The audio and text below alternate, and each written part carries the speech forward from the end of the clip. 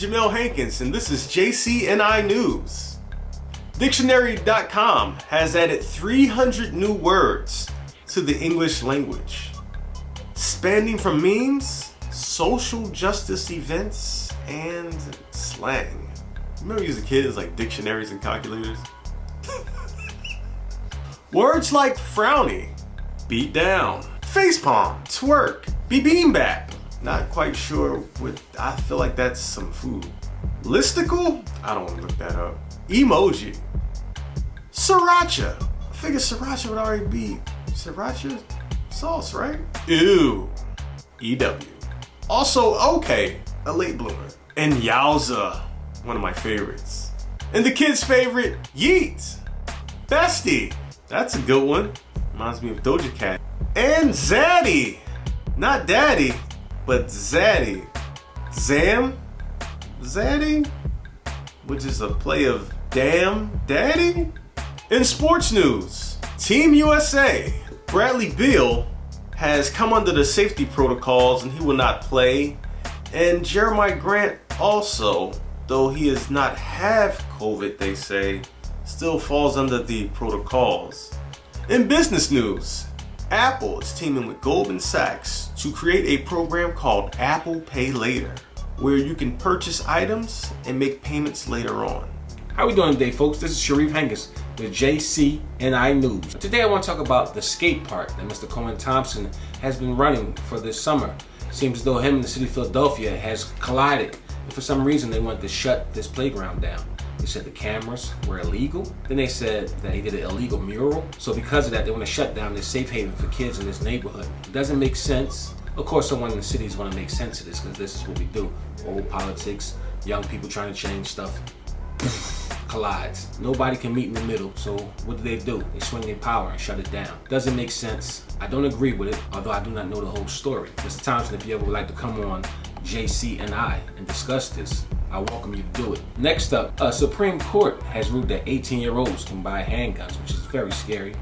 And then again, how scary can it be? Because an 18-year-old can already buy hunting rifles and assault rifles. It's funny that you can go fight a war at 18 and shoot all types of guns on other land and kill all types of people. But when you come here, you couldn't buy the handgun. But then in this climate, does anybody want to be carrying, with an 18-year-old carrying a handgun? Think about some of the decisions you made at 18.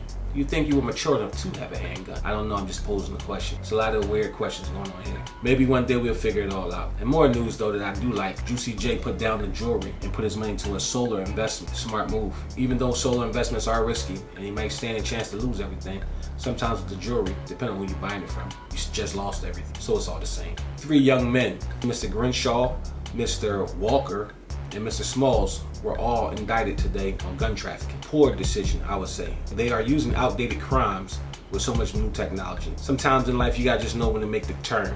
The fork in the road, you gotta go to the right way. It's not really working. The computers won't allow you to buy 37 guns without you already being on the radar.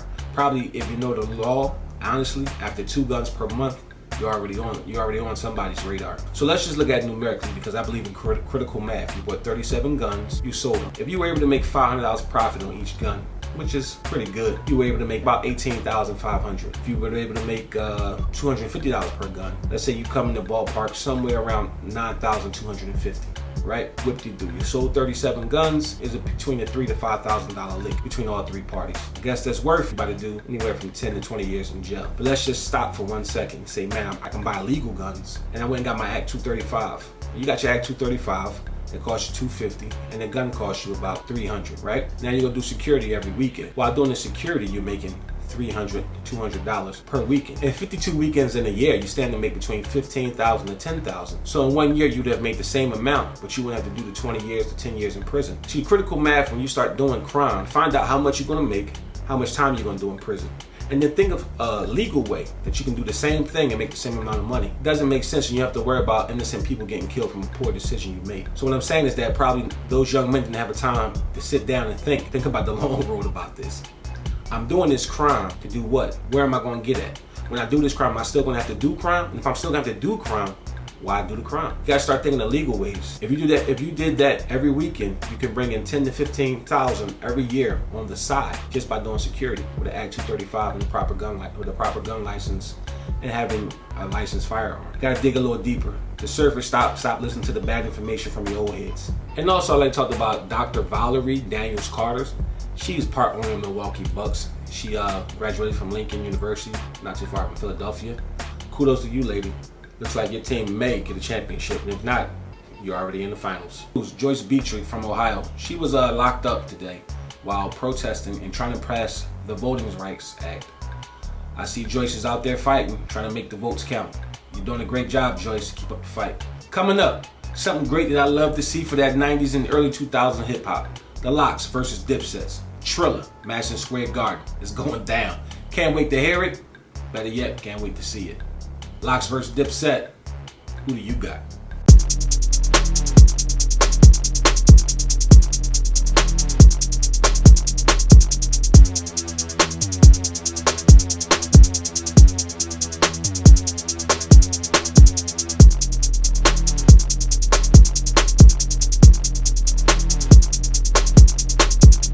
How we doing today, folks? Welcome to episode 22 of Just Conversations, No Interviews. Today I'll be talking to the great Asha and hearing about her trip from Chicago to LA, back to Chicago to Philadelphia.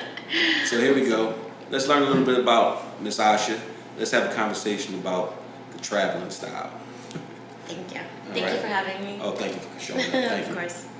So, you have a very big bibliography / life stories.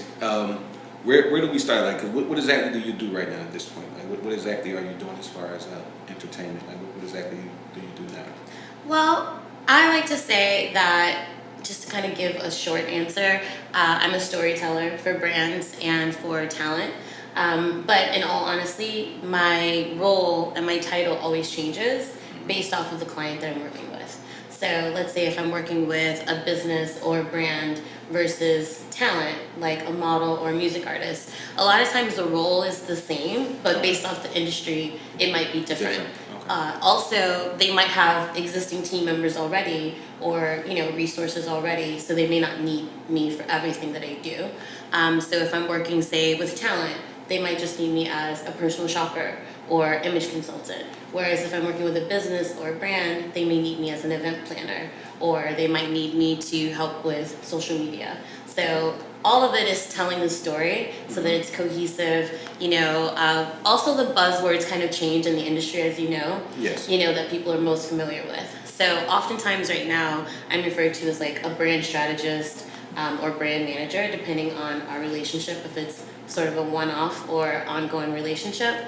Also, I guess some of the terms that people would be most familiar with by industry, if let's say a music artist, for instance, people are more familiar with the term artist development or A&R rep. Okay. Whereas in business, brand manager, corporations have been using that department forever. But the general public and small businesses are just starting to hear those terms and those phrases. So I also have to be sort of flexible based off of what the general public is familiar with. I might come in and do their photo shoot or their ad campaign or their music video. So oftentimes I'm the photo shoot creative director or wardrobe stylist or whatever hat I need to wear that day. Like, I'm not a person who has to do everything, but just kind of work within their team, their budget, and where they are in their career or their business. Okay. So when we first started, I was like, what should we call you? Asha what? So for me, it's like Asha the Swiss Army knife. Like that right there, that's definitely Asha the Swiss Army knife. Thank because you. You kind of cover everything. It's almost like a plug and play. Exactly. Anywhere somebody's team is missing, you can plug and play. Thank you. Whether it's from the captain to the center to the point guard to the coach, you can do any position. I appreciate that. So, with you being able to do every position, what position do you love the most out of all those positions? Honestly, is there one? Of course. You know what?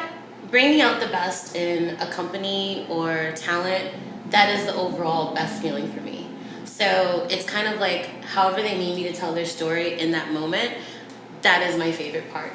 So if it's planning an event, I love event planning. So, I'm not just like a traditional event planner or event consultant. I'm more of like an event strategist, I do it based off of the brand, or the talent, telling their story, showcasing them with their target market, audience, demographic, long-term goals, short-term goals in mind, and that's how it's centered around, plus of course consumer experience. But then also if I am doing a photo shoot, I love doing photo shoots. I would say those are probably my two top areas of like designing or creating a strategy for businesses or talent that I love the most. I love being on set. I'm a behind the scenes person. Okay, so you like behind the scenes. I love behind the scenes. So as long as you behind the scenes and being creative, that you said that'll be your most, that what brings out the best in you. Absolutely. I love making other people shine. Like when I see them like on stage performing or at an event and their guests are having a great experience,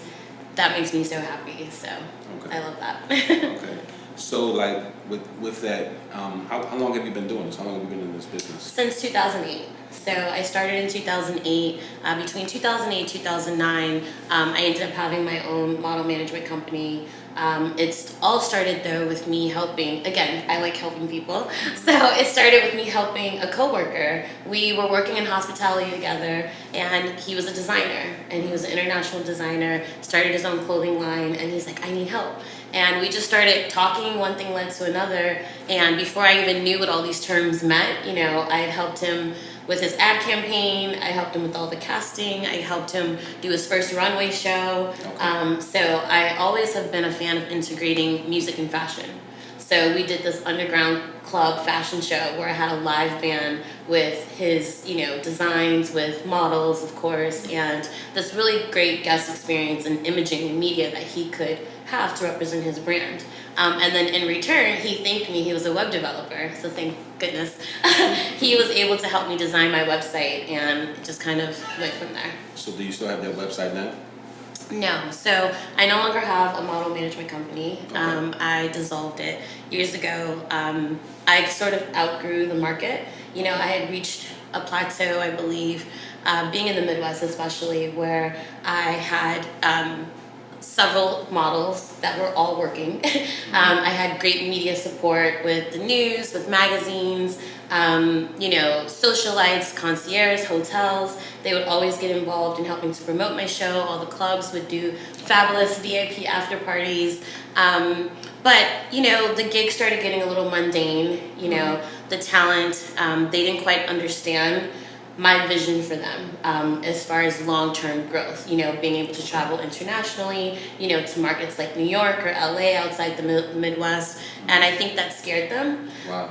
Also, there was no social media then. So I was kind of physically go everywhere. Exactly. Okay. Not only that, I had a blog designed for each individual talent, both the models and the artists that I was representing. And so I was kind of basically creating influencers before it was a word. Okay. So they were supposed to go on their pages and do videos, post videos, and talk to their audience. Was the very beginning of smartphones. Oh yes. He was doing this. Exactly. So it was like before everything became so. I can like see normal. This person do. Yeah. Exactly. So it was my concept to create those profiles for them so that they can engage with their potential clients, post videos, post blogs, post photos. People could see their personality, and fall in love with them. And to them at the time, they didn't understand why I was asking them to do that. They didn't understand why I was being conscientious about their social media. And I'm like, you can't post yourself drinking, you can't do this, you can't do that. And I think it was just a misunderstanding. And so when it just got to the point where I was always having to educate and always having to defend the vision. So it'd be like you was the principal. You was the principal and the dean. Exactly. So I just kind of said, maybe now is not the best time, and I dissolved it. I said, what? I'd rather go back to bartending, which is what I did, than to constantly try to explain to people why I'm trying to help them. And so that's what was best at that time. And who knows, maybe one will come later. So you just let the website go? And the reason why I'm asking that is because I've had 6 different companies. Okay. I totally understand. And I've spent on websites over 10,000 websites, and I never made a dime off one of them. Sure. Me and my business partners. And it's funny because this is all pre 2004. Okay. So it's like I always feel like, you know, you go get these websites, especially back then. Get the websites, and I'm gonna start making sales, and this is for clothing lines and music and stuff like that. And I think we never did any commerce on any of them, or no significant commerce. So no. We're more foot trafficking. Like we know how to get out there and get it. We'll get out there with you, rub elbows, and we have no problem. Hustle. That's the way you used to network back then. You know. Yeah, the internet networking has always been a problem with me. I don't really know how to do it. It's not really my world, because I'm more so I like to be up in your face, talk to you. Hey, how you doing? What's going on? Pre-COVID, it's Exactly. people face. Exactly. Yeah, so it's a little strange now. So when I hear you talk about that, like the social media and stuff, that's one weakness. And like for me, it's like, man, I hate social media. Like, but I understand the power of it, and I always try to steer away from it. Right. So now, like being next to you, talking to somebody who masters it and understands it, it's like, wow, like that's like almost a blessing that we get a chance to run into you. You know? Of course. And I'm not a master. I'm learning as well. Yeah, you know, we all have our strengths and we all have our weaknesses. And I think that you have to be open to evolution. And I wouldn't even want that website then, because things have changed. Totally different. Yeah, you know, it was designed for all this, you know, flash media and all these like the amazing, all these amazing videos I would have, and you know, it was also difficult to manage because, like I said, I had a developer, so everything had to be coded from scratch. Oh, wow. Now you have templates. You know, trying to have, you know, I don't want to have to call someone and say, hey, can you update the, exactly, back in the day. So, you know. It was a lot, yeah, so things have changed anyway and progressed, which I'm grateful for. But no, I think, well, what happened was, being the spiritual person I am now, I can look back and realize that things happen for a reason. Okay. And so I transitioned out of working with models and artists primarily, which I have some great, you know, success stories. And, you know, like one of the makeup artists that I developed on our roster, she's now head of makeup at the Civic Opera House and has done TV shows, you know, makeup and things of that nature. So no regrets. But I kind of transitioned out of fashion into music.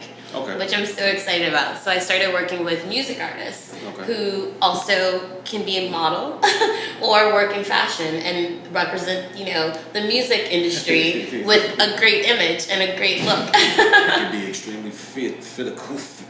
Oh God! When I think about dealing with artists, I might get another vein in my head or something. You and I both. Yeah, artists are special people. We all are. Creatives in general are. So I see you frequent the Chicago area, the Los Angeles area, now Philadelphia. Mm-hmm. What are some of the experiences that you had in each one of those cities where you think it's like memorable experiences? Like what was like a real good moment, especially in your business world, as far as LA, Chicago, and now Philadelphia? First of all, I'm so happy to be in Philly. Like I love Philly. Like I didn't know I would love it this much. But yeah, it has a special place in my heart now. But as far, you know, this is the third city that I'm in. So Chicago, then LA, and now here Philly. I would say professionally, Chicago, those are like my roots. You know, that's where I kind of learned a lot of those business. Are you actually from Chicago? I'm originally from Chicago, yes. Okay. Despite people from Chicago who never thought I was from there. Yeah, they would always be like, where are you from? And I'm like, I'm from here. They're like, no, you're not. Where are you from? I'm like, really? I'm from here. Now you like the South Side of Chicago? What part of Chicago are you from? So I did. I am originally from the South Side. Yes, I know. I went to school at Hyde Park Academy. Okay. So like the Obama area, but not on the good side of Hyde Park. Like the, you know. The Hyde Park. Yes, exactly. Like near the highest crime area side of it. But I didn't know that at the time. So when I went there, I submitted to their magnet program. Okay. And so I actually had to commute to be a part of the magnet program, not knowing that all the local students got to, got to go to the school as well. But you know, that made me who I am. But yeah, so I'm originally from Chicago, and then I moved to LA. Now I'm here in Philly, which I feel like each one of those cities was what I needed at that time. Like that's exactly what my spirit needed. That's exactly what my career needed. That's what I needed for my mental growth and my creative growth. So I'm very grateful for all the opportunities. In Chicago, I kind of figured out running a business, like what that entailed, what I like, what I don't like. I think definitely when I get ready to start another business, I want to grow a team and have a team. Then I was wearing every hat. You know, I was like, oh my gosh, if I don't do it myself, it's not going to be done right. And now I've grown. Attitude, folks. Exactly. So you gotta trust the people around you. Exactly. And I've matured. You know, I was a lot younger back then. And so I've learned now, like you said, to find the strength in people and have them be a part of the team and do what they're good at. You know what I mean? Like, everyone's good at something. And so if they want to be a part of the team, find out what they can do and what they contribute. Maximize it. Exactly. So I've grown in that aspect. In LA, I became a lot more of a free spirit. I definitely learned more of the behind the scenes, you know, working in the entertainment industry, especially music, film, TV, you know, because I did production coordinating for various projects from Amazon TV to music. I did some bigger events there as well, like LA Pride, LA Fashion Week, and then I was booked for an opportunity with EDC Music Festival. So I got to see things on a grander scale. And I also learned that behind the scenes, you know, people in the industry basically do whatever they want, you know, and I was raised in Chicago. Oh my gosh, birds of a feather flock together. But if you go in LA with that mindset, you will literally not work with anyone. You know, if you're like, oh, I'm not going to work with anyone who does drugs. I'm not going to work with anyone who drinks alcohol. Like, exactly. So it definitely allowed me an opportunity to just like chill. And just kind of go with the flow and realize like that doesn't mean that that's me just because that's what everyone's going on.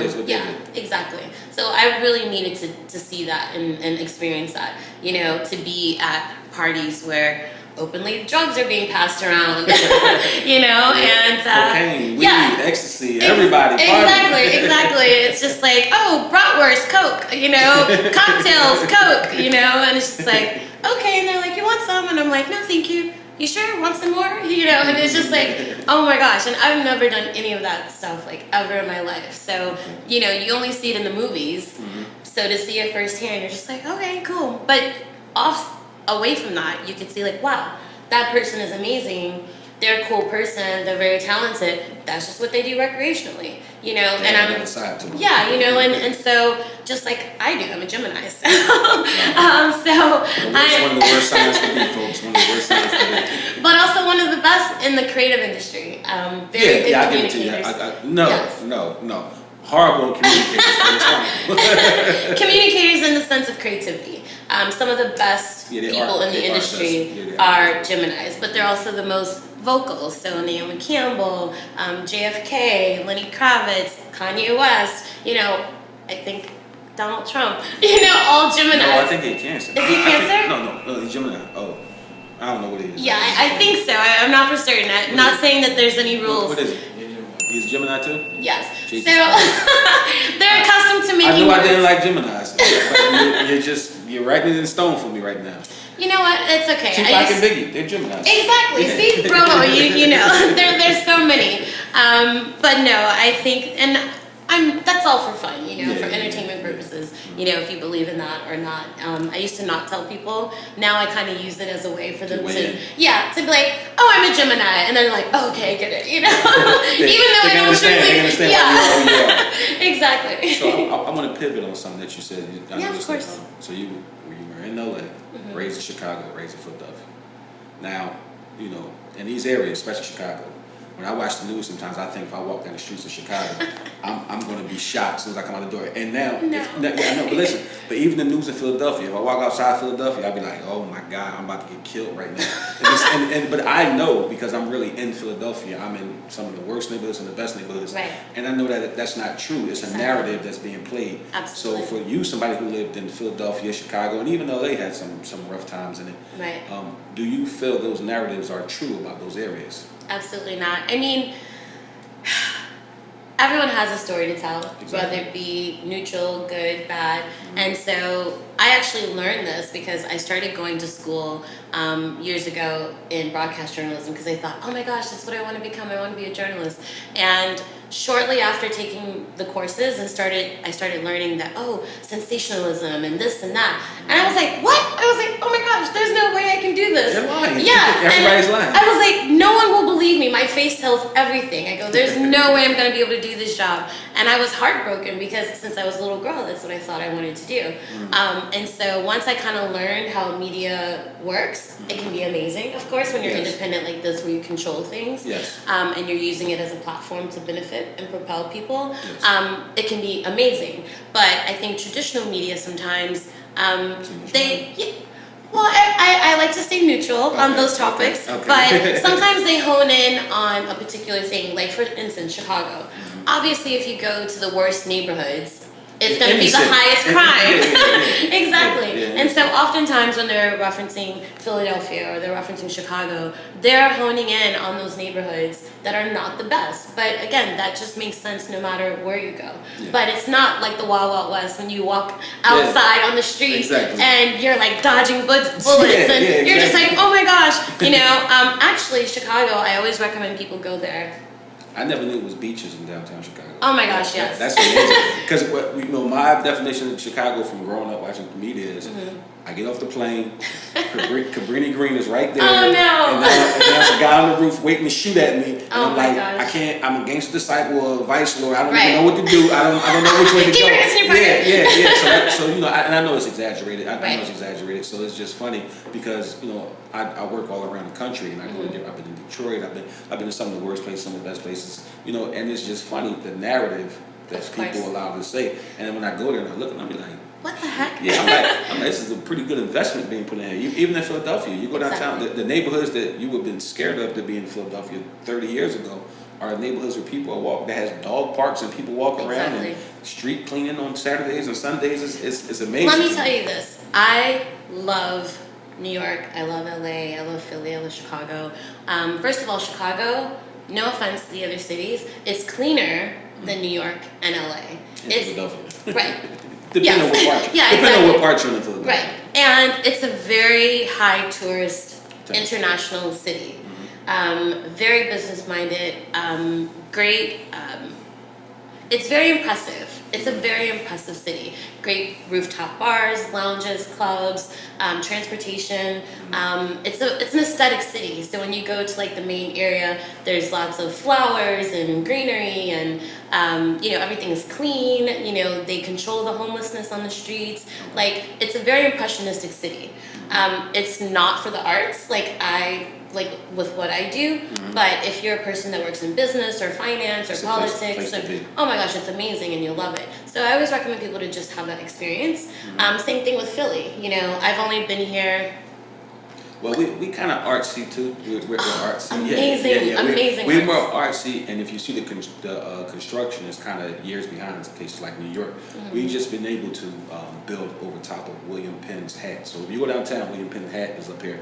Our city council had a rule you couldn't build past that. Oh wow! So what happened is the Liberty 1 was the first time in Philadelphia you can build something higher than that. Cool. It became Liberty 2, Liberty 3, and it's just to the roof now.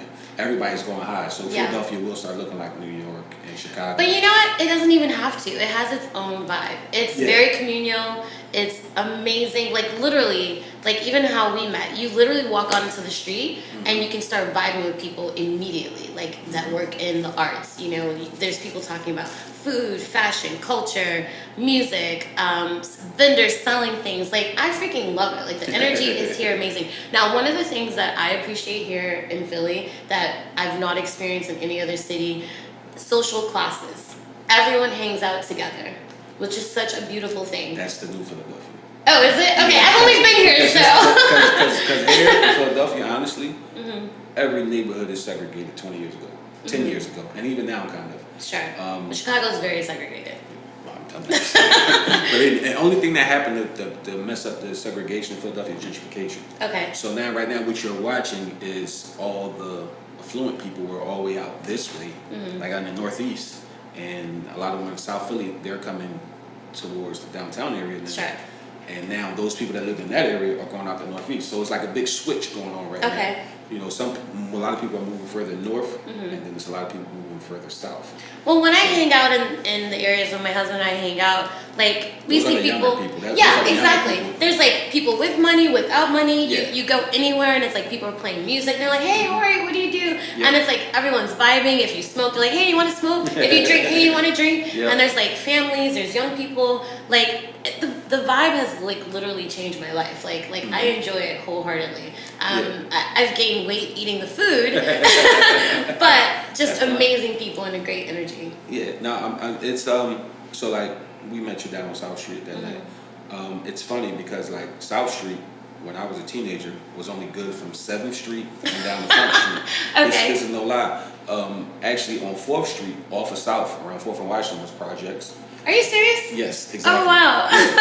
And then at 12th and 13th and 5th Ward, 12th and 5th Ward, it was like the Cabrini Green in my mind. Like Okay. it wasn't Cabrini Green, but I'm just saying Sure. there were projects right There there. was a difference. Oh yeah, and when you had to go up, when you walk from South Street up to Broad Street to catch the sub, you pretty much, it could be your last day. like not as far as being killed. No, you would be Sure. robbed, extorted, or something like that. However it goes right there at that very top of Broad Street. It was a Okay. different, especially if you were from down that area. If you're from down that area, you're cool. But if you Sure. were in a lot of my friends, You're we're from visiting. we're from the other side of City Hall. So the other side of City Hall is like, oh no, you don't Aw. belong down here. But this is like pre-gentrification. Okay. What happened is affluent people in the city got together. They realized that, hey, we get rid of these projects, Sure. we can really drive investment up. So the South Street you're looking at, so the South Street you're looking at now, that's not the South Street that anybody, that all of us in this room grew up knowing Really? about. Yeah, it's a different South Street now. Do you appreciate it now? Yes and no. Okay. Well, I appreciate I don't have to walk down South Street and hear, this is a stick up, don't make it to a paramedic's pickup. That's no rap line. That's Wait, it. what? This is a stick up, Okay. don't make it to a paramedic's pickup. Oh, wow. Meaning that give it up, Right. I had to shoot you, and somebody come and get you. This is no lie, this is a true story. Oh no. Yeah. It happened to me when I was That's young, very about 15. creative. Yeah, it was intense. It was Right. It was an intense time in the city. Like, am I having a rap video or a stick up? yeah. And then I asked myself, wasn't 100 hurdles because I had to start running when he said that. Oh, no. Yeah, don't worry about it. It's a part of life. It was Yeah. almost your rites of passage. Exactly. You come in another neighborhood and you didn't move correctly. you didn't know how to move right. Then this is what happens. Sure. You know, it's all the way. You know how to adjust and survive. You know. Exactly. And like I'm not a very boastful person, but I like to say that I adapt very well. Like, you know, when I was younger, a little girl, you know, people may be surprised, but I did grow up like in the hood, you know what I mean? But then I also knew when I moved into downtown how to go out to the ballet and to restaurants, and you know, I began traveling early with myself. I was not living at home from 19 years old. I was out on my own.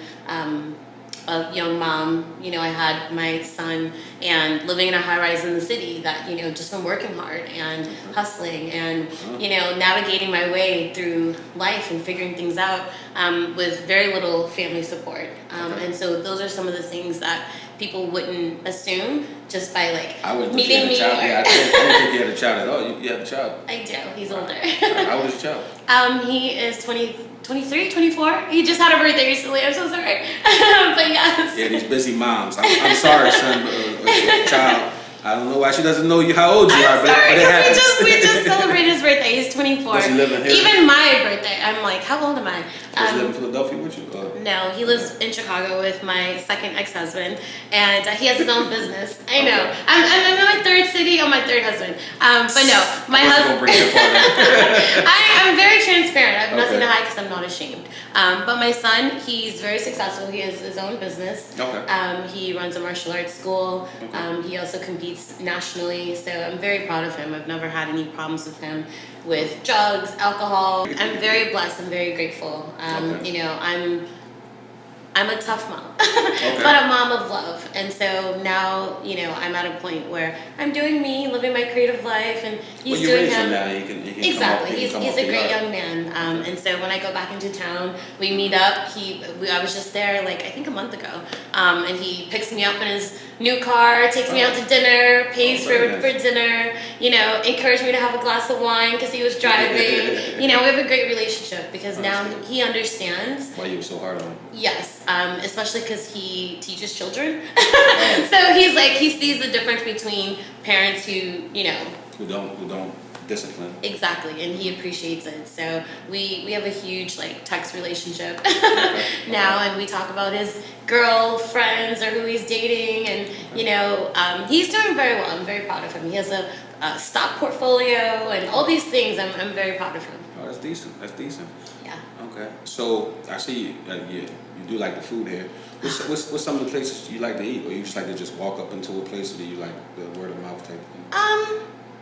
Well, having to compromise on my third marriage, I am more of a planner. I like to research where I'm going, you know, have an idea of what's going on before I arrive. My husband, on the other hand, he's just like, let's just walk outside and go someplace. Yeah, so we have to like balance when we're researching and when we're just walking outside. And he's a lot younger than I, and so I've had to learn and grow into like not having to plan all the time for things, and just kind of know when or what's best. But I kind of go based off of mood. Okay. What I'm in the mood for, what he's in the mood for. But we've been exploring like so much of the Philly food. Indian, Oriental, well, I love all cultures of food. So it could be Indian, Japanese, Thai, of course Mexican. There's very few cuisines that I'm like opposed to. I think I've gained like 15 pounds since being here. So it's all amazing. It's actually kind of funny because when I first moved here, especially from LA, I don't like labels, so I won't say that I was a pescatarian, but like that's probably as close to the diet of lifestyle that I eat. And so when we first came here, I was like, I am not eating cheesesteaks, that meat, you know. And so I was just like, ew. And then my husband got me to try them, and I'm like, oh my gosh, they're so yummy. Where did you get one from? Oh, where haven't we? I think I've had like 12 different places by now. But yeah. You had Gino stuff, did you? It's horrible. And if you like that, then you are from Chicago. No. So I try not to like bash anyone's business. So that was like one of the first one of two that I tried just for the sake of like trying. I'm not gonna say that that's my favorite, you know, but I also understand why they do what they do for tourism and you know. That's more of a tourism cheesesteak. Like I mean, for like people that I know in this city, and even like a lot of athletes. When they come to the city, a lot of them go to Max's. That's on North Broad Street. Oh, cool! I'll check them out. Yeah, next to the Eagle Bar. It's called Max's. The length, quality is pretty good. And it's gonna be we're on Broad Street. So we may have gone there, but I'm really horrible at names, just like I am with dates. It's connected. It's right connected to a bar. Okay. So it's the bar like the biggest. It says at the home of the biggest cheesesteak and the biggest alcohol drink. It's the 3700 block of North Broad Street. I will definitely look for it. Thank you for that recommendation. Yeah, check it out. It's pretty good. So one of my favorite places, or one of the places that I actually really, really enjoy, I don't know what's going on with them. I don't know if they're closing, but right on South Street, Chops. Chops? Okay. They were right by the fire station. At 6th and South Street. Okay. And they had amazing fries and amazing cheesesteak. They're like gone. They haven't opened post-COVID, which is really sad. And we just moved. The COVID pivot is real. Yeah. Like, you got to be, in this COVID, especially brick and mortar, you have to really pivot. I mean, everything will probably level off come next year, but for right now, brick and mortar. I really hope they get like investors, if you guys can save Chops. They're amazing. But of course, you know, my husband really likes gyms. Okay. So. You like gyms? I like gyms. I kind of like that. Well, listen, I don't eat cheesesteaks at all. Okay. I eat chicken and turkey. I'm not a beef or pork eater. Sure. I don't know anything. I wasn't either. Like Philly has turned me completely around because I was so opposed. I'm like, I'm not eating that, you know. And he convinced me, and now I'm like, oh, cheesesteaks. So I understand. So do you get the mayonnaise on the bread and all that stuff, and the fried onions and ketchup and all that stuff? I don't know about the. Just go ahead and do it however you do it. I don't know if there's mayo or not. It's funny you say that because I saw them adding that and I was like, ew, why are they putting mayo? But I can't taste it though. Yeah, maybe that's a base that I didn't know was always there because the way I get it is Cheese Whiz and onion. and that's just it. And it's like, oh no, did I just open Cut the camera. Cut the camera.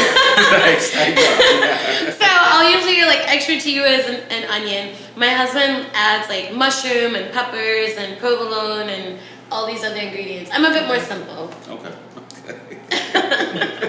Sorry guys. How should I be eating it? Like, what's your way of doing it? I'm the worst guy because I eat it with the chicken. Okay. And I get the peppers, the mushrooms. I do get the mayonnaise on the bread. No salt. Okay. Light pepper. Sure. You know, so my husband's doing it right, and I'm doing it. I got to trick myself to make myself thinking I'm eating something that's kind of healthy that I know is going to give me a heart attack in a couple years. Of course. Go ahead, champ. What you had to say? Salt, pepper, ketchup. Salt, pepper, ketchup. Salt, pepper, Mayonnaise, salt, ketchup. ketchup, fried onions. There you go. Salt, pepper, ketchup, fried onions. No salt for me. No salt Mustard for what? me. Wait, did you say mustard? No, salt, pepper, ketchup, fried onions. Mayo. Okay. Mayo. But it's one word. Salt, pepper, ketchup. Salt, pepper, Pickles. salt, pepper, Pickles, ketchup. yeah, you want pickles. Salt, pepper, You ketchup. do want pickles. Pickles on the side. Oh, no pickles. You want pickles. She said no pickles. I can, okay, I'll tell you so what, this is probably gross. I can do ketchup on the second day. Like, cause you know, like, you know how like they give you like this big sandwich, and so most of the time I can't finish it. So I'll have it the next So day. the ketchup is on the side that you eat the next day. Got you. So, So you figured out how to position that sandwich. Right. I'm not a wasteful person. Like, you know, like I always eat my leftovers. Again, I'm a foodie. I enjoy food. So it's like, if I ordered it, I'm going to eat it. I eat my leftovers too because I was just poor growing up. I'm going to eat my leftovers. Exactly. And I got beatings for not clearing my plate. So, Mom and Dad, you lucky DHS can't get you now. Absolutely, absolutely. Yes, I definitely eat all the leftovers. So your goal here, you said, is like to really just try to develop a team Absolutely. and get back into the business of entertainment. Right. So my focus right now, especially here in Philly, I think is event planning, just because I think everyone is wanting to get back to live events, and you know, even if you're like a nonprofit organization, you need to get back out there, start raising funds, yes, you know, yes. bring awareness to your cause. And that's something that I've done that I really love. Like I've worked with like the AIDS Foundation in Chicago. I've worked with like MMN Angels, a Southeast Asian company group, Health Alliance, Hamdard. I've worked with Dress for Success and Boys and Girls Club, and just like a lot of nonprofit organizations, Union League Club, you know, being a consultant with their event committee. So I really love event planning, and I think that's what people need right now. So I'm trying to build a team, but I'm also trying to give a platform for artists here and for talent here. For underground artists. Oh, absolutely. So, you know, musicians, I'm going to be brand managing, I don't want to say managing, brand managing a band here that I met on the streets of South Street here in Philly. And so we're going to be working together. I'll be doing their brand strategy and then transition into brand management. And then hopefully when I start planning events, I can integrate them into the event so that they get those additional opportunities. So I meet so many cool artists contact me, and so I really want to We'll make sure them. we put your social media. It's probably gonna be like right here, right when the show goes on. We'll make sure it's somewhere around here. We'll make sure it's somewhere around here. Right. So early in your career as an entrepreneur, I saw that you were working like in a restaurant. You met the person in the restaurant, and then you know from there, you kind of was able to fix all his needs. He was able to help you with some of your needs. Right. For entrepreneurs that's just starting out, do you suggest entrepreneurs just come out? Hey, I ain't working no job. It's all about my dream, and I'm gonna either live or die with it. Or are you an entrepreneur that believes in, let me work this job until it costs me too much to go to work? So I mean, like, you know, I'm gonna do my art on the side, Right. but when my art is making more than my job, then I can leave my job and go full time with the art. Exactly. So if you would have asked me this question years ago versus now, Let's go with years ago. Yeah, exactly. I wanna hear both answers. My answer would be different. Today, I would say stay at your job. You know, but stay at your job, but still actively pursue your dreams. A lot of times people stay at their job and they don't do yeah, exactly. And so you kind of have to live a double life. And you have to be willing to put in double hours. So if that means exactly, you were reading my mind. So exactly. So that means you take the money you earn from your job to invest in yourself and your business and your craft, because it's not free. You know, fortunately and unfortunately. So how are you going to pay for it? You know what I mean? So be careful in Philadelphia, because a lot of artists, they always think somebody like you will pay for it, or somebody, or somebody like me, or anybody like, you know. Sometimes artists, especially in this city, you know, but probably everywhere, Right. they sometimes, I ain't gonna say take advantage, but they just don't have no idea what things cost to really do a platform, build a base, build a fan base, Right. and then, you know, and then the scary part is that when they finally get to the point of where they think they made it, now they're gonna shit on you, and you like, damn, I don't even got the receipts for the tax return. Absolutely. And to anybody who's taking that personal, I'm not talking about you, I'm talking about the mentality. And if it fits you, then I wasn't talking about you, you just did the shit I'm talking about. You know who you are. We all have those experiences. We all have those experiences. Yeah. Definitely. No, I mean, I completely agree with you. In fact, because of that, because I've gotten crapped on myself, I think in the beginning, now I move much slower Yes. with artists than I did before. Before I would be like, oh my god, I love you, I believe in you. All in. Yeah, all in. I'm so passionate about you. And like my ideas are just like, oh my gosh, you know. And now I'm like, I intentionally go like slower. Make sure we have an understanding. Yes. And a true understanding about what you need to do, what I need to do, what is getting paid for. Compensation. Compensation. Who's taking care of it. But also offer flexibility, because I understand you have to work with people where they are. So, you know, if all you can afford is $100 a month for us to do something together, I will work within that $100 a month and say, hey, this is what I can And do. you might even but do then expect me, $200 and $300 right, job, you know, exactly. but just pay that 100 at least. Exactly. Let's start there. Pay that 100. But then also we work out what that 100 gets you. Don't expect me to be hanging out with you every day, you know, doing all this stuff. Exactly. And it's for $100, you know, a month. You know, and then there's some clients who I'm on a retainer for $1,000 a month, but then they get those advantages and those benefits of that $1K per month. So, you know, whether it be $100 a month or $1,000 per month, I just try to have more of an understanding now and a clear definition in writing. And just say, and not anything even super long any longer, but just bullet point and say, hey, this is what this is. Exactly. This is what you'll get. Exactly. This is what we can expect. And then it's flexible, and then we talk about it, and it can change at any time. Because, yeah, I've definitely developed some great talent, you know, where they've gone on and they have some success stories and commercials and bookings and this and that. All that equity, they can run off with that equity. Oh yeah, and not even just American artists, you know, international artists, they burn you too. So it's a worldwide burn. Unfortunately, creatives. never personally, but no. But it's a lesson. Yeah. I think you know, I left college after the first year because it was too slow for me. But what I have learned in business and spent, I done bought about 4 degrees. Okay, exactly. So you know, it's like it's a life lesson that everybody learns. Like you sometimes the more mature you get in this business, it's not older, but the more mature you get in this business, that paperwork needs to be there for all parties involved. Right. For all parties involved. Absolutely. Yep. So so when you take on these projects, you know, for artists, like sometimes when you're doing these projects and you putting in like 40 hours a week, or even when you're younger, 80 hours a week or 112 hours a week. Right. You know, you're putting those hours, and it's such a grit, and it's such a you kind of like lose yourself in the project.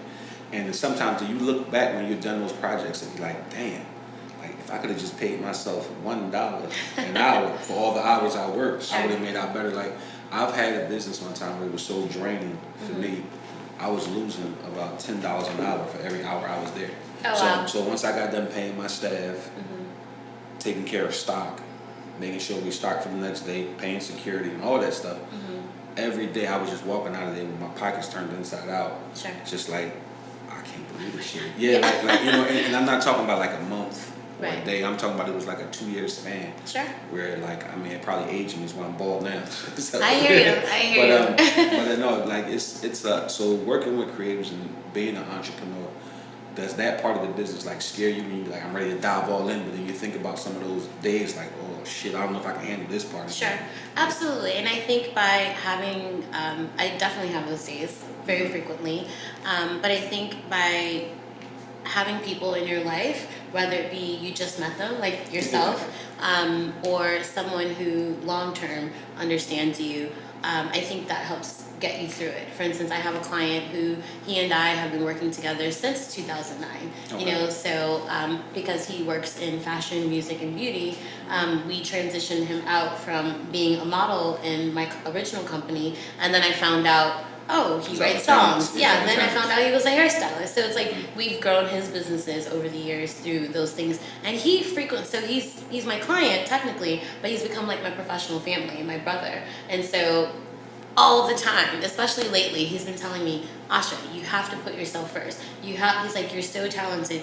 You have to ask for that dollar amount that makes sense with your expertise. He's like, you do so much. You go all in for everyone, me included. He's like, and you didn't even ask for any money. He's like, what are you doing? You know, there'll be days where he calls me and he's like, how much am I paying you for this? And I'm like, oh, we'll talk about it. He's like, no, tell me how much, you know, because I actually get so wrapped up into, like you were saying, the projects. I become married to my projects. Yeah. You know, I become married to my work, to my clients. But that makes me happy. You know, I wake up out of my sleep, writing down ideas. I jump out of the shower, you know, emailing myself so that I can refer back to those concepts. And I'm like, oh, that's going to be amazing for them. I can't wait to share it with them. Yeah, I'm the 2 and the 4 o'clock in the morning text. Everybody in here in this room has got texts from me about 2 in the morning, 5 in the morning, all types of weird times because Absolutely. my brain, like you said, you sleep and you're like, oh my God, this is a good one. I gotta just put it down now. So you don't forget it. Yeah, if I don't, I'm gonna forget about it. And then I come into the room and ask anybody, y'all see the text? And I'm like, man, we ain't looking at that shit no more. Right. That's how they treat me around here. Of That's how they course, treat no, me. I understand. But you have a great team. But no, I think, so people just starting out, to kind of answer your question more, who might say, hey, I don't have that person yet. You have to surround yourself with people, like-minded people. You know, so if they're not in your life, go find them. You know, if there's an area of your town, of your city, where, you know, artists hang out, or, you know, filmmakers hang out, go hang out with them. You know, because they're going to understand you. Almost always when you're trying to go after a creative goal, most of the time your family and your friends will not understand. No. There are days when even my husband, he's like, wait, what do you do? What's going on? Like, even coming here today to chat with you, it was like, what is this for? I'm like, I told you, you know? So, like, you have to be secure with what you know, if you're spiritual, God has put in you to accomplish. Like, you know you're not crazy. Or maybe you're crazy, but in a good way. In a creative way. It's a thin line. Yeah. It's a thin line. It's a thin Right. line. Not a mad person. But, you know, you have to say, like, hey, I know I'm supposed to do this. So at all costs, at all, you know, assumptions, I'm going to carry this out and follow through with it. And be with other people who feel the same way. And you'll feel better about what you're doing. You won't feel so like, Yeah. So, something I like to talk about people like, what's like, if you don't mind talking without being bragging, like maybe some of your biggest accomplishments and then some of your biggest failures. So I'm trying to show people like it's a big spectrum out here, like, you know, and don't think like every day is gonna be this great and this low. Sometimes you're gonna operate in the middle, and some days you're really gonna be on a super high. Some days you're gonna be on a crazy low. Sure. So what's some of the crazy highs, if you don't mind? I know you don't like to brag. But I just, know, But you can just give them a little bit, you know what I mean? well, I guess for me, like, I can look back at some of the opportunities that I was very hard on myself and didn't really, like, I won't say value, but I was like, oh my gosh, I could have done this better, I could have done that better. And now I'm like, wow, that was actually pretty cool. So I have some of those things now. Let's see. So when I was in Chicago, one of the last events that I planned, I think I can say that was a successful event. You know, I had local media involved. Ginger Z, for instance, I think she's on Good Morning America now. I'm not for certain her transition in the industry, but she was a guest model during our event. It was a fundraiser fashion show, and the concept was I brought talent designers from all over the world. So, you know, a lot of local media, a lot of socialites, a lot of like NFL. At that time, the popular thing was to get like reality show people, you know, NFL people or basketball people like involved in your events. So I would have, you know, some of the wives or some of the teammates sort of part of the event. One of my clients at the time was related to actor Vince Vaughn, so they were part of the event and I represented them. But it was a very successful event in the way of not only like guest count, but I felt good about it as far as, you know, all of the elements. Feeling at the end of the night like, I did it. Well, not at the end of the night. At the end of the night, I almost died because I had only slept like a few hours the entire week. But when I look back on it now, I was like, wow, I had the silent auction items, I had the vendors, I had dancers, I had rappers, I had jazz, I had, this, I had that. Media supported it. There was this huge big after party. I had a world, international, like, live band that had, after party dancing for everyone. Like, that was a pretty good event. Like, why the heck was I worried about this one little thing or that little thing? So for me, that was a success. But I guess as far as public imaging, what people would consider a success. I've had some talent who have gone on to do like major commercials, like Dr. Pepper, sign with agencies, appear on TV shows, especially a lot of the Chicago shows. So a lot of them have transitioned into that. Actually, in LA, one of the last models that I worked with, actually that I posted today on social media, a young lady, her name is Ashley Taylor. I discovered her, like you said, hustling. I was actually doing, it was either Lyft or Uber. I was driving in LA because I was in between gigs. And so she got in my car and I was like, "You're a model." And I was like, "Are you signed?" I'm like, "You should be signed to like, and I listed a few agencies. Yeah, and she was like, "No." She's like, "People have told me that, but I didn't know." And I mean, in LA, anyone can be a model. But I was like, "No, you should be like a working, active, professional model." And she's like, "Yeah, I don't really know what to do or where to start." I was like, "Well," exactly. So I gave her the base. We met up and I helped create her basic Polaroids, model video, showing her how to runway walk. And so we did it outdoors, several takes. I was like, "Do this, do that, if you want to get signed to an agency or if you want to submit," because she was going to potentially try to work internationally in Paris. Okay. So I was like, "Okay, this is what you need to do." No, go back, do that. So I kept retaping her. And so I kind of just gave her the basics, that what she needed to do what she wanted to do at that time. And I didn't want to overwhelm her, because she was new at it. She had a relationship she was trying to balance as well. She was a student. So I didn't want to like just go crazy. So I was like, "Hey, if you have decent Polaroids, you need, this angle, this angle, this angle. I'll take them for you. I'll do your video just to get you started." And shortly after that, she got cast on Making the Cut, the TV show, with Naomi Campbell, Heidi Klum, Tim Gunn, obviously. She was walking in Paris, on the show for one of the designers. And it was kind of hilarious because Heidi Klum had said, "Oh, I don't really like the designer's piece, but I love the model's walk." So just having that. Help her with the walk too? Well, I mean, people help her with the walk? You like? Well, can't. Like obviously I don't move her feet, but I, told her like some you pointers. should, yeah, some exactly. Pointers. You should do this. You shouldn't do that. Like I said, I filmed her model walk runway Then video. you were able to show her like, "Hey, you need to tighten up here." Exactly. So you're like a coach. Like you were able to help her with some pointers. Exactly. And so, she got booked on the show, did very well. So I would like to think that that's a success. Oh, definitely. But yeah, I mean, success has different levels of measure. So I would like to think that people who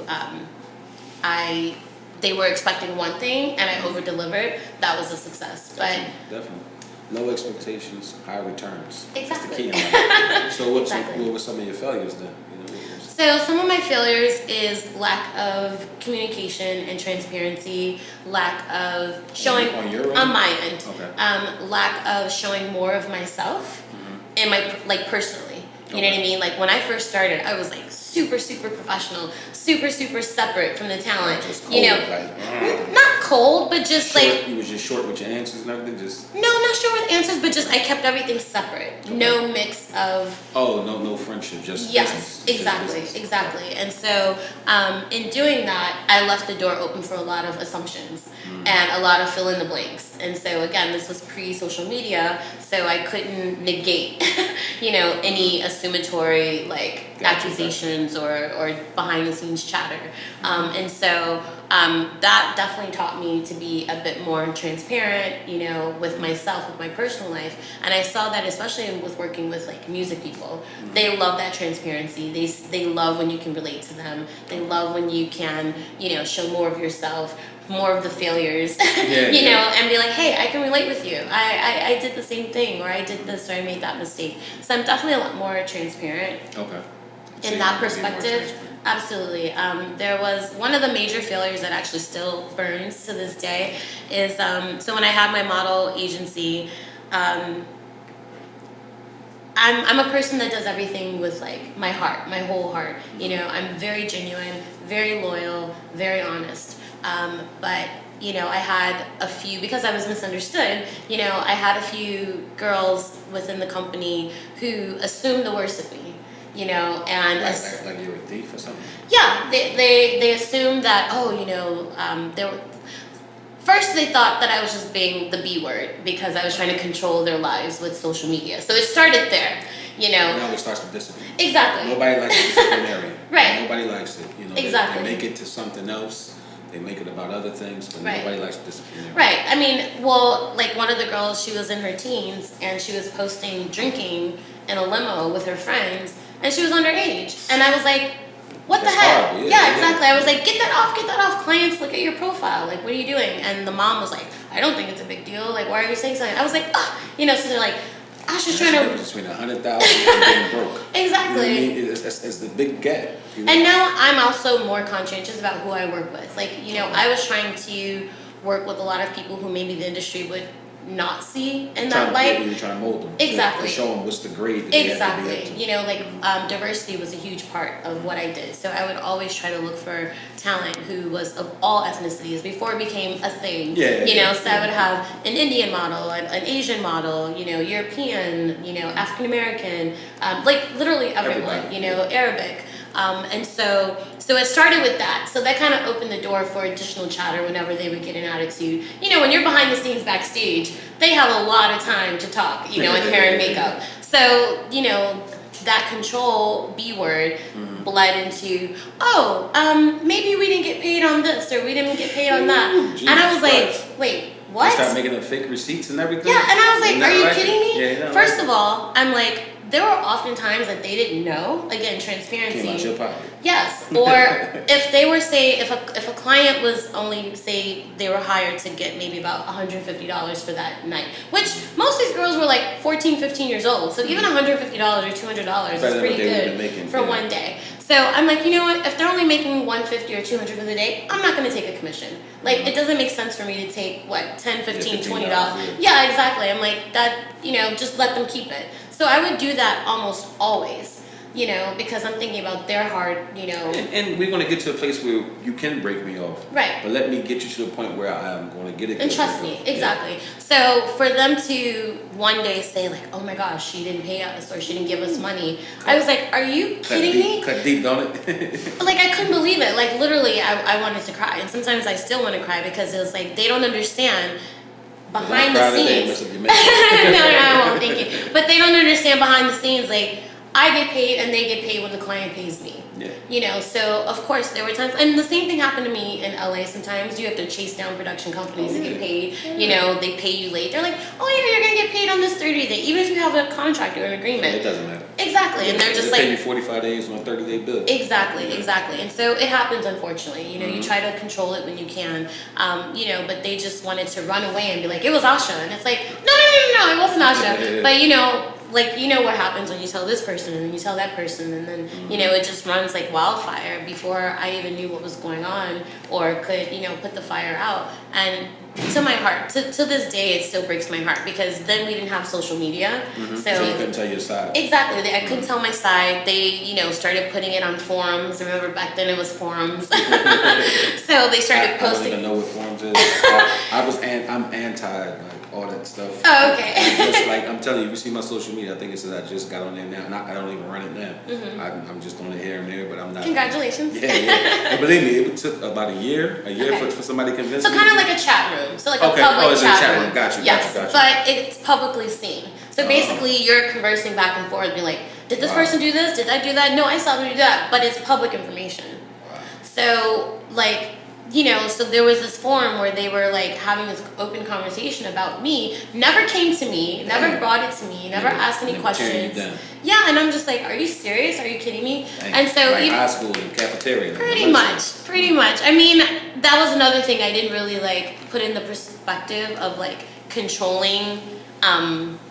No offense, I hope this doesn't sound bad to anyone, but condensing some of the behind the scenes high school. Bullshit. Yeah. Yeah. I call it bullshit. Yeah, that's what I call it. Yeah, and you know, maybe sometimes, and so I kind of learned to negate that. You know, you don't have all 20 girls show up at the same time. Yeah. You know what I mean? And just be sitting in the back for 2-3 hours because Yeah. their minds start wandering, you know? So now it's Bad like. enough you won't let them get high.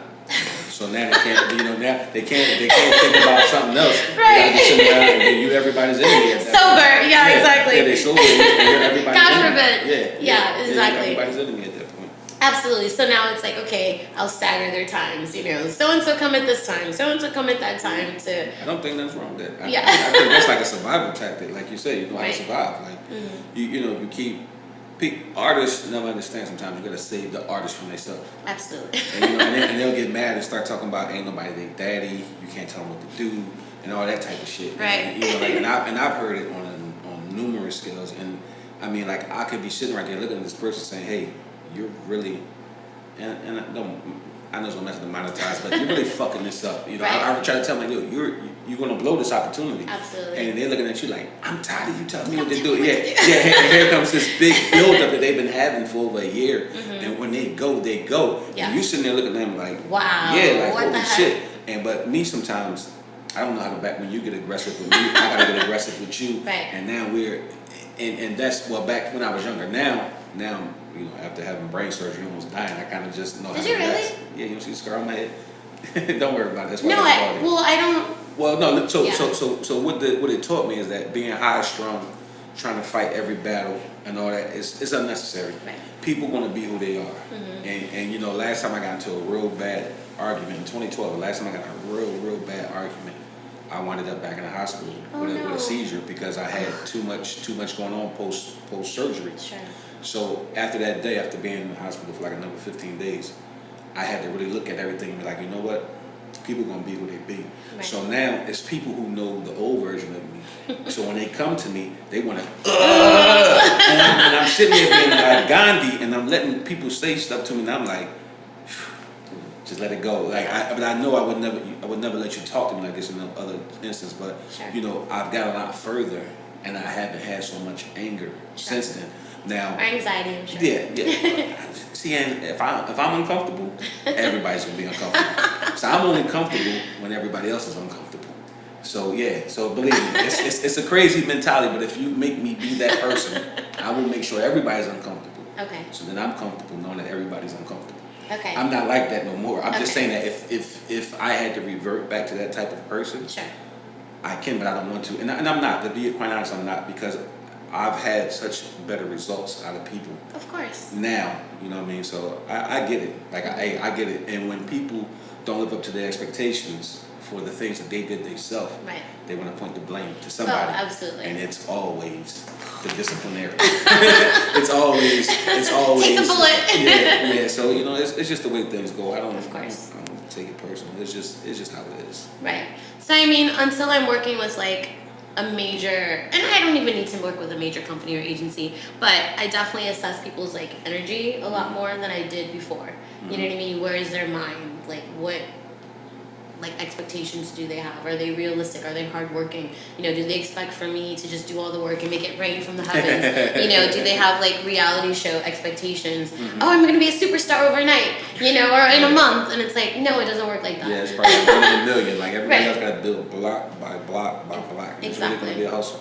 And even a lot of the reality TV, you know, which I'm grateful for, but a lot of those talents or artists, they don't Yes, have a yes. long-standing career. They're still hustling and trying to make it, or they're not consistently actively working. You know, because there's no fast. I mean, sometimes there is, but there's not often a fast way to Yes, success. no, You have to no. build it.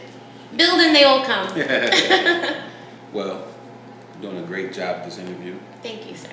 Thanks for having We're about me. to wrap it up. Of course. Is there anything else you want to tell people out here?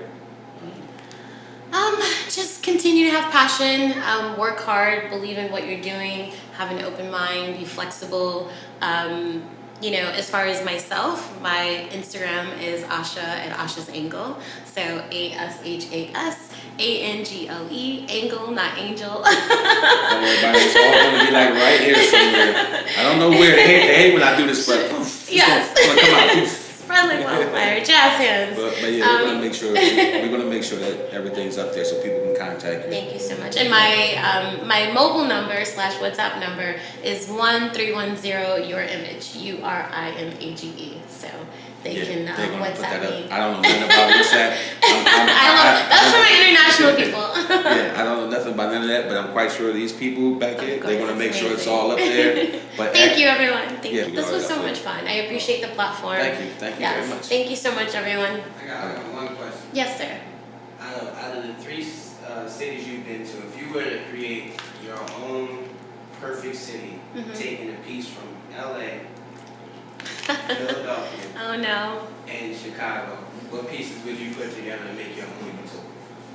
Huh. Oh, New York included, but you said you liked it. I love New York. So what would So the hustle and bustle energy and metropolitan perspective of New York, the cleanliness of Chicago, the free spiritness of LA, and the heart and soul of Philadelphia. Because the people here, oh my gosh, the heart and soul of Philly people, I'm speechless. It's just pretty priceless. So I think that's what I would do. And right now, I definitely want to show more of that. Here in Philly, I'm thinking about starting my own event company soon. Okay. And I definitely want to do events here and incorporate more of that Philly spirit on a worldwide audience scale. Yeah. Okay.